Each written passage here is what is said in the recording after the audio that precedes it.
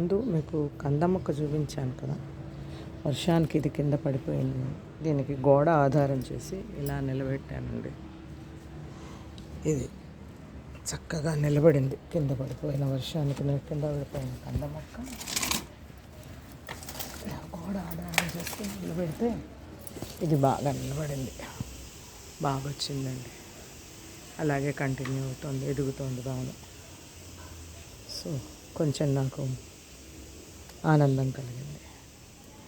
ఒకే కుండీలో ఎన్ని మొక్కలు వేసాము చూడండి. ఇగో దీంట్లోనే చాలా ఉన్నాయి. ఈ మొక్క ఏంటో చెప్పగలరా? ఈ మొక్క గెస్ చేయండి, చూద్దాం. మీకు తెలియకపోతే వచ్చే వారంలో మళ్ళీ చేస్తాం. కామెంట్ చేయండి నెక్స్ట్ వీడియోలో. ఇగోండి, ఇది కనకాంబరం మొక్క. ఈ కనకాంబరం మొక్క వేసవకాలంలో బ్రహ్మాండంగా పూస్తుందండి. కానీ పూలు అయితే ఎక్కువసేపు నిల్వ ఉండవు, చాలా బాగా పూస్తాయి పూలు. ఎంత బాగా పూస్తాయి, పూలు పూస్తాయి. చూపిస్తాను. ఇదే మొక్కలో కనకాంబరం మొక్కని ఒక్క మొక్క తెచ్చివేసా, చాలా మొక్కలు అయిపోయినాయి. ఇగో ఇలా పెద్ద పెద్దగా ఎదుగుతుంది ఈ మొక్కలు. పూలు చూడండి ఎంత అందంగా ఉన్నాయి. కానీ మా అత్తగారు ఎప్పుడు చెప్తూ ఉండేవారు, వర్షం వచ్చే ముందు ఈ మొక్కలు పువ్వులని ఇలా ఉంచక కోసేసేవి. నాకు ఇవాళ కుదరక కోయిల. అందుమూలంగా చూడండి, మొక్క పువ్వు ఎలా పాడైపోయిందో. వానకి తడిసిపోతుంది అన్నమాట. వర్షం వస్తుందని మనకు తెలిసినప్పుడు మనం ముందుగానే వీలైతే కోసి పెట్టుకోవడం మంచిది. లేకపోతే ఈ పూలు తడికి పాడైపోయి ఉండవు కూడా, ఎక్కువసేపు పూయవు. చూడండి ఎంత బాగా ఒక్కొక్క కంకి. దీన్ని కంకి అంట. దీనికి ఎన్ని పూలు పూసాయో చూడండి. ఇవన్నీ అయిపోయాయి, పూలు పూసేసాయి. దీంట్లో గింజలు వస్తాయి అన్నమాట.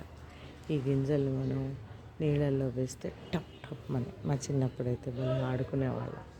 నీళ్ళల్లో వేస్తే పేలుతూ ఉండేవి, టపాకాయ పైన. చూసారా, ఎక్కువ చూడండి సరిగ్గా రాలేదు, వానకి తడిసిపోయి పాడైపోయింది అన్నమాట. ఇవి రాలిపోతాయి కోసుకోకపోతే సమయానికి. సో ఇలా చాలా కంకులు ఒక్కటే మొక్క పెట్టాను. ఎన్ని పూలు అంటే అన్ని పూలు పిచ్చి పిచ్చిగా పూస్తున్నాయి.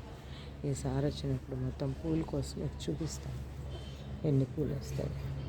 ఇగో గింజ చూడండి, నిన్న వర్షం పడింది, అందుకని దీంట్లో ఉన్న గింజ ఇలా పగిలిపోయి దాంట్లో విత్తనాలు నేల మీద పడిపోయాయి.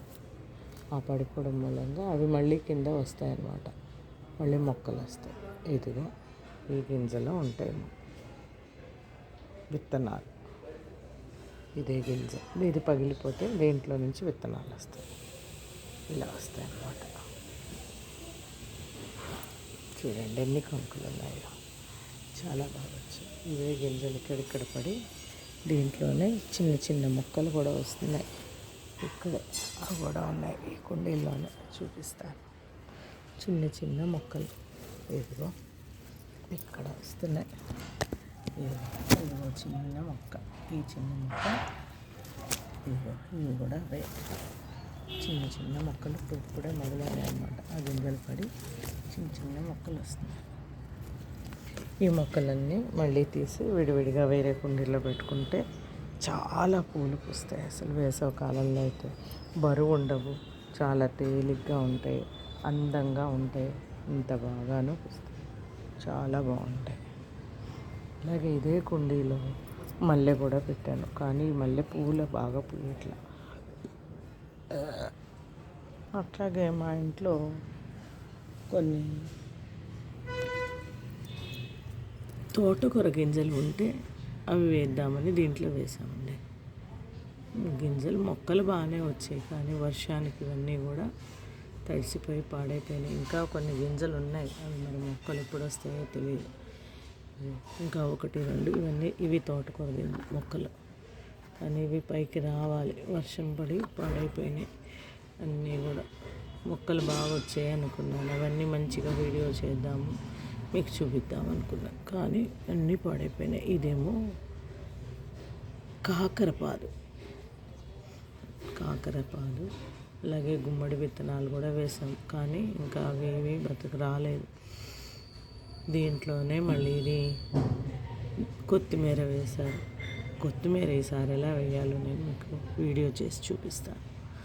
దాంట్లో మీకు బాగా తెలుస్తుంది. చూడండి, ఇవన్నీ కంకులు కోసేయమంటారు. ఇవన్నీ ఎండిపోయినాయి. కోసేస్తూ ఉంటే కొత్తవి మళ్ళీ వస్తూ ఉంటాయి అన్నమాట. మళ్ళీ పూలు బాగా వస్తాయి.